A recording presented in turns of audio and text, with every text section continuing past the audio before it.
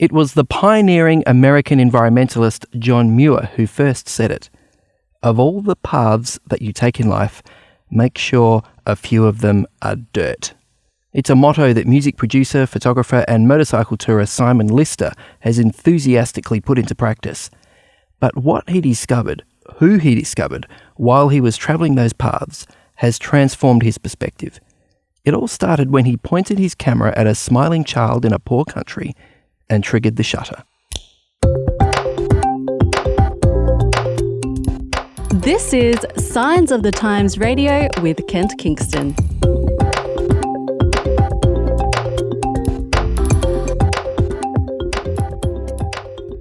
Hey, it's fantastic to have you with us this week on Signs of the Times Radio. We have a great guest with us this week, Simon Lister, who runs a music recording studio in Sydney and also elsewhere around the world.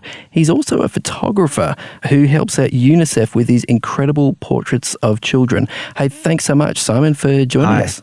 Thanks very much for inviting me to the show. This is awesome. Yeah. Oh, it's good. Look, Daniel Kubarek, he met you last year at a conference and heard you speak and saw your photos, and he's a bit of a keen photographer, and he was just an instant fanboy, wanted to meet you, wanted to know about your photos, and I know there's a lot of enthusiasm out there for what you do. So, yeah, we're really excited to have you here. But look, first of all, your accent tells me that you're from New Zealand originally. Is that right? Yes, that's correct. I'm a Kiwi born, and I grew up on a farm in the Waikato. Mm-hmm. And I think, with my parents, especially my father, he kind of influenced me quite a lot on my journey. He loved music, he loved photography, mm-hmm. and he loved motorbikes. So I'm kind of doing all that now and in really sort of epic, fun ways. Yeah, so, I'm having trouble picturing that because, what sort of farm was it? Like dairy or what? It was a little bit of everything. We had goats on there. We had cows, we had chickens. We had mum and dad used to get up early in the morning and feed like 200 cows before they went to work. Wow. So it was a very well-utilised farm. It was actually an amazing upbringing, having that sort of opportunity to grow up on a farm and just sort of experience that way of life. Yeah, yeah. And I think it also gave me opportunity to obviously ride a motorbike when I was like 11 years old around the paddock and sort of enjoy that and I guess get quite good on a motorbike early on. Yeah, my dad loved music, so he used to play jazz a lot and all sorts of music, and that really brought me into the love of music. I played the piano and things like that. And then at the end of sort of school, I wanted to be a cameraman. My dad had a nice camera as well, and I would borrow that and go and take photographs. So I kind of like visuals and I like sound. At the time, I was trying to get a job with TV in New Zealand at the time, but there was no positions available. So they said, "Oh, look, while you're waiting, why don't you go and there's a job going at Radio New Zealand and Broadcasting House, and they're looking at people there." So I went and had an interview and got that job, and that was amazing training for me. I was very, very young at the stage, only sort of 19 years old. And I got to learn how to record voices, put together programs, work for the sports section, the main sort of Good Morning New Zealand news in the morning and all that. So I got an amazing training with sound and music at that time. And I was there for about a year and a half, and then after that, not after that, but while I was working there, I got an opportunity to go for an interview at Marmalade Recording Studios. Okay. And in those days, Marmalade Recording Studios, which is sort of the late 80s, was recognised as one of the main music studios for New Zealand. And we got some amazing artists that came through there. We had, Annie Crummer, we had the Herbs, we had, there's Dave Dobbin, the Neverworld Dancing Toys, all these famous New Zealand bands back in those days. Yeah. So I was immersed in that culture, in that recording studio environment. And from there, I just learnt and all sorts of elements about music and sound and post-production.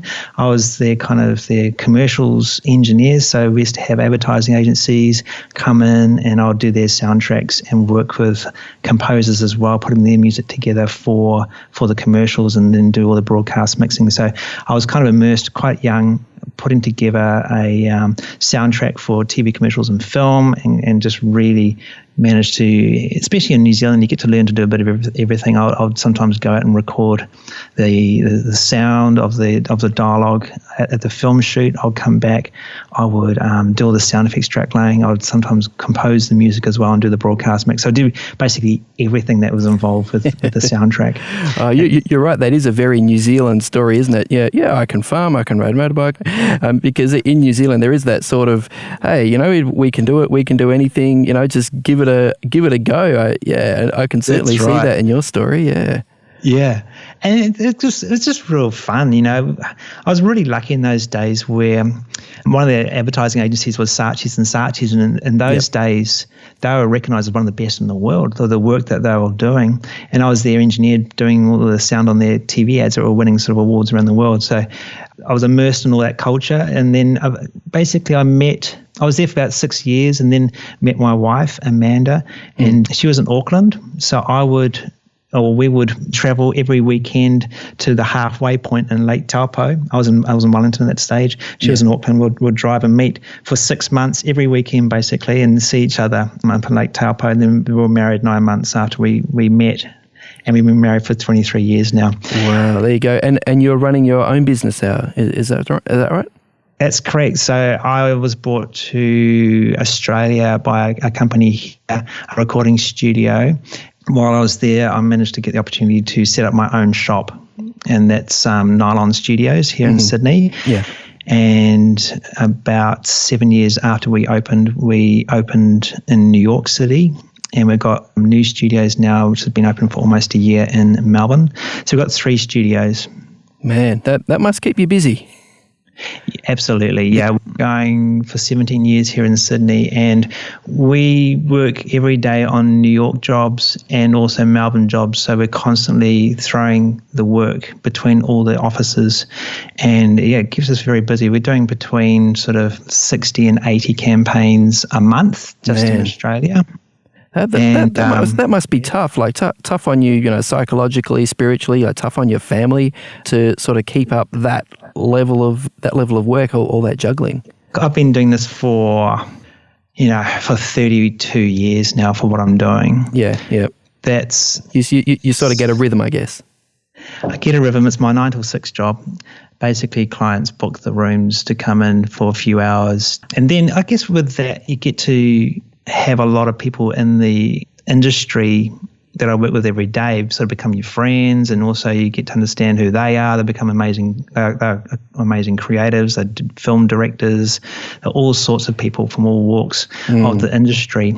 And about 4 years ago, a main creative person here, one of the advertising agencies, saw my work and showed it to the guys at UNICEF in New York. Right. At the time, they were looking for somebody to help them with their new brand campaign. So they haven't rebranded for about 14 years, and they were looking at rebranding, and they wanted somebody to basically go around the world, take a whole lot of photographs for them, and also film their TV commercial, which they brought me on to do. And this sort of fits into something that you had started doing a little bit before that, doesn't it? Which is motorcycle touring. I mean, I guess you must have found a gap in all that busyness to actually get out there, travel, get the bike out and off the beaten track. How did that start? That was basically because I love motorbikes. And because I love photography, I wanted to kind of join the two together. And a few people inspired me. One was the Ewan McGregor, Charlie Borman adventures they did on their motorbikes. I wondered about that. Yes. Okay. Yeah. Yeah, a long way round. Yep. And I thought, how cool is this? And they were just having so much fun. And I was watching the series, and that kind of made me think, man, I can ride a motorbike. And these guys are going to really unique, interesting landscapes and countries. So I just started to think, wow, why don't I give that a go?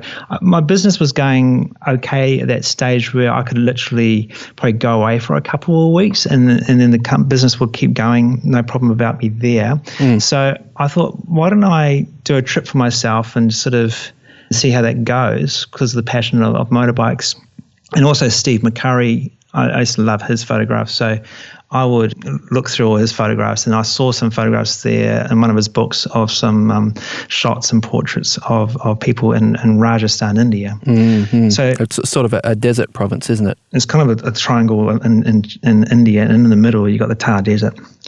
So I thought to myself, why don't I try and find a motorbike tour company or some way of riding a motorbike in Rajasthan where the photos were of Steve McCurry.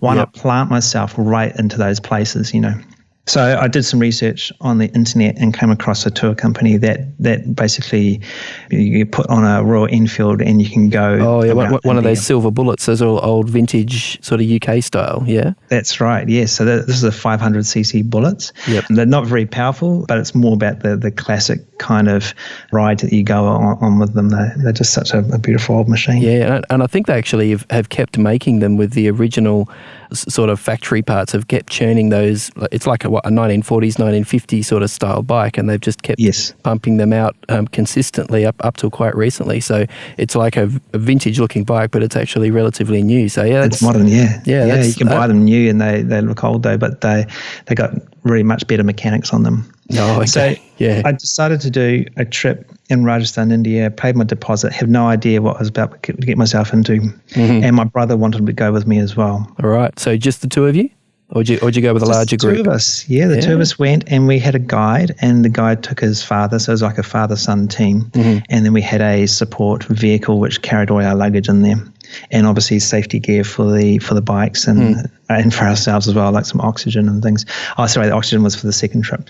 Yeah. But the Rajasthan was amazing. It was incredible life experience, being immersed into a culture that is so different to your own. Everything you smell, you see, you hear, it's like I keep saying to people, it's an explosion of all the senses in every way. Having that experience going around Rajasthan just opened my eyes, and obviously took photographs, and still to this day, some of my favorite photographs are some of those first ones that I took on that Rajasthan trip. Oh, I bet. And is it the case in India, as it is in a lot of developing countries in particular, that the kids in particular will, pretty much, ham it up as soon as they see someone pull out a camera, they'll sort of jump in front of it, whether you're actually wanting to take a picture of them or not. Did you exactly. Yeah, you saw that from the very beginning? Photograph taken. Yeah. And I think with digital photography now is where you can show them the photo on the back of the camera. They get so excited, then all their friends want their photos done as well. So you're kind of immersed into that perfect situation. If you want to get into doing portrait photography, is to go to India, because they want their photo taken, and you can have fun with them while you do it, and get some amazing colours and results with the photographs. No, yeah, that sounds unbelievable. I mean, it must be interesting though, sort of mixing, dust and dirt roads and desert, and then with like pristine, photographic equipment. Is that a technical challenge sometimes? I travel with a very light camera setup, literally just a body and one lens. To be honest, I don't have flash or tripods. I don't take any of the extra stuff that I have to carry. Yeah. It usually sits in a backpack, and that's all ready to go if I need to stop and actually grab the camera out quick to take a photograph. Okay. The experience in Rajasthan just blew my mind. And after that, I said to the guys, I said, look, this is great. What's your favorite tour that you guys do, in India? And they go, by far, the Himalayas. So I say Himalayas as a Kiwi, but the Himalayas, it was really exciting when they go. And I said, well, count me in, put my name down for next year. And my brother and I did that trip as well. Right. And that was more of the dirt roads. Rajasthan was all tar sealed around from city to city. And you're basically dealing with really extreme traffic conditions and dealing with, elephants on the road, camels on the road. You got funerals on the road. You got people in trucks walking towards you in the wrong direction on the roads, all that sort of stuff. So that side of it was really challenging, but really exciting as well to be in that. I love I love sort of chaos. Yeah. It's kind of fun chaos. Yeah. It's the stuff that you see that you just can't believe is happening in front of you all the time. Mm-hmm. And that's what kind of made that journey so unique, because the culture is so different to what we're used to, I can't stop on the side of the road here and start taking photographs of people that wouldn't be happy at all. So I don't do it locally. What was it that actually brought your photos to UNICEF's attention? I mean, out of all the, sort of traveling people with cameras, how did you and them manage to cross paths? Well, I spent literally 10 years. Every year I told myself I wanted to go on an amazing, epic sort of motorcycle journey. I did the Sahara, Baja, Mexico, North Thailand, did Mongolia, Vietnam. So lots of different cultures and places, and I took a lot of photographs in that time. Yeah. I also got an opportunity to go to Bangladesh, and while I was at Bangladesh, I took a lot of photos and film. We made a little short film here in Australia for the ABC, and that film with my photographs was shown by an advertising creative here in Australia to some people that he knew at UNICEF and head office in New York. Right. At the time, they were looking for somebody to basically help rebrand UNICEF globally, and that's through photography and for film. So I was brought on literally to create a 90-second TV commercial, which is filming in 5 regions around the world. And while I was on that trip, I took about 1,400 photographs for them to use on all their sort of social media, posters, billboards, whatever the brand needed them for. Wow. And that was an incredible journey. We went to Kyrgyzstan, Vietnam, Ethiopia, Lebanon, and Mexico over about 5 weeks of travel. I had no crew. I was literally just filming and photographing and doing drone and doing a bit of everything myself. And then we brought that back. We edited it here in Australia, and we did the soundtrack at Nylon Studios. So that was really, really cool opportunity. And that's kind of how the relationship sort of started, and we've been working on projects since. Yeah, so this is Simon Lister, the one-man band, eh? The one-stop shop. Man, that's incredible. We actually have a 5D here at work, and I'm a pretty average photographer. I mean, but we have a 5D here, so I just switch it onto auto mode. I'm one of the people you love to hate. Why waste such a nice camera on someone who only knows how to shoot in auto mode? But that's me, and I've been surprised at how often the portraits have come up really nice, just so long as you have the light in the right place. So what sort of crash course could you give me or other sort of photography noobs out there who are would like to take some better portraits of, even if it's just family, friends or whatever? Look, I can probably only sort of speak for the subject that I kind of are into, which is at this stage children and people. So for me, I love using natural light, and there's no rhyme or reason to do whatever you want to capture what you feel in your heart is something that you want to capture and display for yourself. So for me, I love doing portrait photography. So I love using prime lenses. Which means what for the uninitiated? Prime lens is a fixed focal lens. So instead of having a zoom that goes from 24 to 105 or something, I just have a set focal length of usually around about 25 or 35. Right. 35 is with the Canon 5D, and that's what I used for the Tales by Light series. I just used one lens. And the reason why I use the 35 is because it's razor sharp. It's one of their sharpest lenses to use. And also having a prime lens or a fixed focal lens, you have got a bigger glass to work with, and you can also have a lower aperture number, so you can really go. You can catch more light that way. Yeah. Okay. Yeah. So if you want to zoom in, you just take a step forward. Is that how it works? Yeah, and I like challenging myself in that sort of situation as well. The 35, you can get a good landscape. You can get enough wide to get in more in your image. And with me, with doing portrait photography, is I'm starting to now want to take a step back and include more of layers in my story. So it's not just the eyeball or the face. It's actually, okay, where are they? Are they at the hut, or are they up on a mountain, or where are they? So putting a bit more sort of visual context of landscape or their environment. Because it helps tell the story, doesn't it?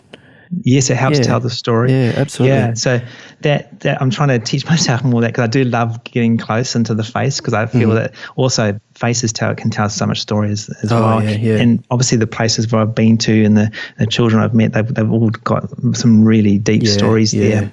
Now, the focus of UNICEF and like the reason why they wanted you to get out there in particular was to document these situations of child labour. You know, you wouldn't think that, you know, here in the 21st century there are still places where, you know, kids 7, 8, 9, 10 or, you know, younger are actually working in factories, missing out on school. But you are out there actually capturing the reality of that, but also capturing some of the positive programs UNICEF is putting into place.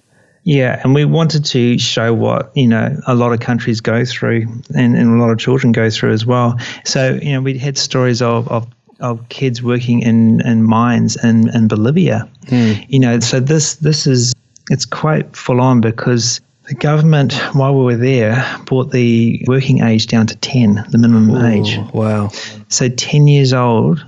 And what situation we were finding was that parents were basically going, why send your child to school to learn when at the end of the day they're just going to be working in the mine anyway? So you might as well put them in the mine now. Straight off, and they're learning that skill from an early age, so they can work down there. But it's a very big issue down there. It's full on. So people need to work to survive, and sometimes this is the only work they can do. Wow. So you actually followed these kids down the mine and actually like took photos of them like in there, like by the lights of their mining lamps. We didn't mention everything that was in the story on the film for the show, but the reason why some of these families have to go and work in there, because the conditions are so harsh and so full on that the fathers and the men that go down there, the situation's so dire for them that they literally turn to alcohol. So what would happen is that the men would become alcoholics and the family wouldn't have the money, so the family would have to go into the mine to earn something so they can feed themselves. You know, so that was the situation that we were involved with there in our story for the Bolivia one. Man. And yes, you got 10-year-olds working in the mine there with pickaxes. We went in about a couple 100 meters in there, and it was claustrophobic. You could hardly breathe. Every footstep you took, or every step you took, created a dust that would come up and then go into your lungs. And the noise was just horrendous. We had all these pipes coming through the mine shafts that were carrying compressed air that goes down to the machines into the ground, you know, deep into the mountain, which is compressors for all their jackhammers and things to work into the mountain. So we were in there, we were choking. It was very claustrophobic. You know, when you get caught in a rip, how you panic, your body panics. We had probably a similar situation here, where with very confined space, it was very dangerous. There's 15,000 people work in this mine at any one time, and literally it's been going for 300 to 400 years. The mine used to supply the whole Spanish coin, the silver coin, way back 300 to 400 years ago. And on Wikipedia, if you look it up, it's Potosi, it's the Cerro Rico mines. They claim that they think that there's about 10 million people who have died in these mines over these 400 years. Man, you know, people often ask the question, you know, how could a loving God allow suffering? And I guess you would have been confronted by the reality of that question there. Like, how did you deal with that, like emotionally or spiritually? How do you make sense of it? I've witnessed a lot of heartbreaking stuff. Even some of the stories in Bangladesh, there were some of those children there was, you know, you're crying all the time, you know. And I think I've been blessed in a way where God's given me the gift of photography and being able to go in and capture these stories and capture these moments to show the rest of the world, and then create a conversation, you know, for oneself to look for. Anybody who looks at this stuff can then, you know, be emotionally challenged and affected and hopefully want to give and help more, you know. So for me, I've got 100 stories I can tell you of where, you know, it breaks the heart. What I do love going into these places, because I want to witness myself, but also allow witness to everybody else who sees the film and photographs. But also with children, it's amazing that in any environment, in any place they've been brought up in, they do have a joy. the mining kids, that's probably a different story. It was quite depressing and quite sad. Yeah. But I guess in other environments like Bangladesh and other places we visited, the kids do find a way to have joy. Even in their hardship, and that was a beautiful thing to witness and be part of, and be with them and have fun with them, in a short amount of time. But we go in there thinking, we've got high school degrees, we've got a beautiful house, we drive around in a car, all that sort of stuff. They don't have that. For them, it's not about how big your house is or what car you drive. It's literally about community and the people around them and family. And that's why I love going into these places, because it's not about the things that you own. It's about love. And I love that, where I can go into, one story was in India. I went to Pune, into a slum, and a woman came up to me. She couldn't speak obviously English at all, but she invited me back literally into her cardboard box, and we sat down together and she made me chai. And it's just that beautiful moment together where we couldn't, speak English. She couldn't speak English, we couldn't communicate, but we communicated via literally love and sharing. And that's what I love about going to these places. It's about humanity, it's about love, it's about the friendship. And that part of my travel and what I do as a photographer. Yeah. So there is incredible suffering there, but there's incredible beauty too. Yeah, that is incredible. I guess we can jump on Netflix and check out the Tales by Light episode that features you, which is really interesting, great beautiful pictures. But what can we actually do, like us who are listening to Signs of the Times Radio, when it comes to child labour, when it comes to these issues? What are some practical things that we can actually do to improve the situation? Just while we finish. Go to unicef.org. There is a donate button there if you want to get involved. And also these donations can go to certain projects that you can be part of as well and see change. It's literally also awareness as well, just being aware of what is going on out there, and then committing yourself and wanting to help in whatever way you can, whether that's with money or with something that you have creatively for yourself, or maybe it's a journey that you want to take as being a nurse or a doctor to go into some of these regions and work on the field, as well. Mm-hmm, yeah, and I understand there are a number of campaigns to sort of help people to recognise, particular products or brands that that avoid using child labour or avoid using slave labour and that sort of stuff. And I guess it's good to increase your awareness of that sort of thing too, isn't it? Absolutely. And especially with Bangladesh, there's so much industry comes out of there for the everyday items that we buy every day. And, with the story we did on the balloon factory, we've got little children making balloons, in this sort of acid environment. It's like, it's just crazy, balloons are a symbol of joy and laughter and parties. Mm-hmm. You got little children making this in the most terrible conditions, So I think it's just being aware of everything we buy and everything that we, clothing or companies that we, just make sure that they all feed back to making sure that the original place where that comes from, or the people or the factories that it comes from, that those people are getting paid fairly, and that's really important. It's not us keep buying things because it's making a big organization be greedy and not paying the original supply in the correct way. I think it's important. People deserve to be paid a normal or a good wage and salary for the work they do. And a lot of these countries work really, really hard and they don't get paid very, very much. And that needs to be changed via awareness. We managed to get my photographs up onto Times Square billboards. It's just people seeing that and then going, oh my gosh, I did not realize this happens. And I'm getting messages every day. I get about 50 messages a day through Instagram basically saying, what can we do to help? I didn't realize this was happening. Thank you for making this aware to me, or making this understanding for me to see this going on. I'm now telling my children, we're now showing your show in the schools. So it's all coming together. It's all going along the path for the future of doing the right things, morally. Oh, that's fantastic, Simon. So look, if our listeners out there want to know more, check out, Google Simon Lister and, check out his story and their photos. Do you have a particular website where this stuff is, where there's a lot of this content is? simonlisterphotography.com. There you go, check that out.